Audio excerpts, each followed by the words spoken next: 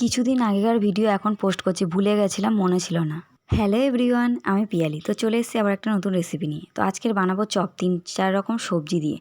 তো এই যে দেখো, সন্ধ্যেবেলা যদি এরকম ঘরে ভাজা চপ হয়ে যায়, কার না ভালো লাগে।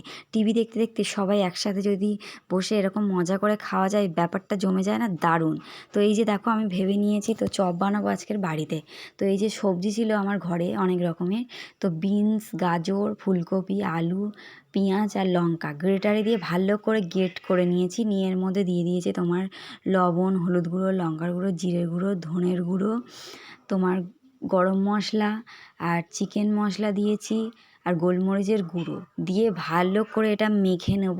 একটা বাটির মধ্যে নিয়ে নিয়েছি বেসন। তো বেসনের মধ্যে এই যে এবার এইগুলো সব দিয়ে দেবো, দিয়ে এটা ভালো করে মাখবো। তো এটা খুব সুন্দর করে চেপে চেপে মাখতে হবে, যেহেতু অনেক রকম সবজি দেওয়া আছে, সেই জন্য ভালোভাবে ওটা মেখে নেব। মেখে নেওয়া হয়ে যেতে এবার দেখো চপের মতন আমি শেপ দিয়ে নিচ্ছি। তোমরা যেমন পারো তেমন শেপ দিয়ে নেবে। তো আমি এইগুলো চপের মতন সবগুলো শেপ দিয়ে নিলাম। আর একটু ঠোঙাতে বেসন ছিল, বেসনটা একটু হাতে দিচ্ছিলাম, যেহেতু হাতে লেগে লেগে যাচ্ছিলো ওই জন্যে।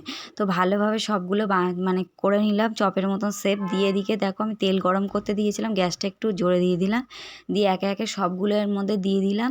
দিয়ে এপিট ওপিট ভালোভাবে ভেজে নেবো। তো আমি দুবার ভেজেছি, একবারে হয়নি। তো ভালো করে ভেজে তুলে নিয়েছি, আমার সব ভাজা হয়ে গেছে। তো একটা প্লেটের মধ্যে এই দেখো শসা নিয়ে নিয়েছি, 4টে চপ নিয়ে নিয়েছি, আর এই নিয়েছি টমেটো সস। তো সন্ধেবেলা এরকমভাবে যদি খাওয়া যায় দারুণ লাগবে, আর খেতেও দারুণ হয়েছে। তোমরা এরকমভাবে বানিয়ে খেও, খুব ভালো লাগবে খেতে।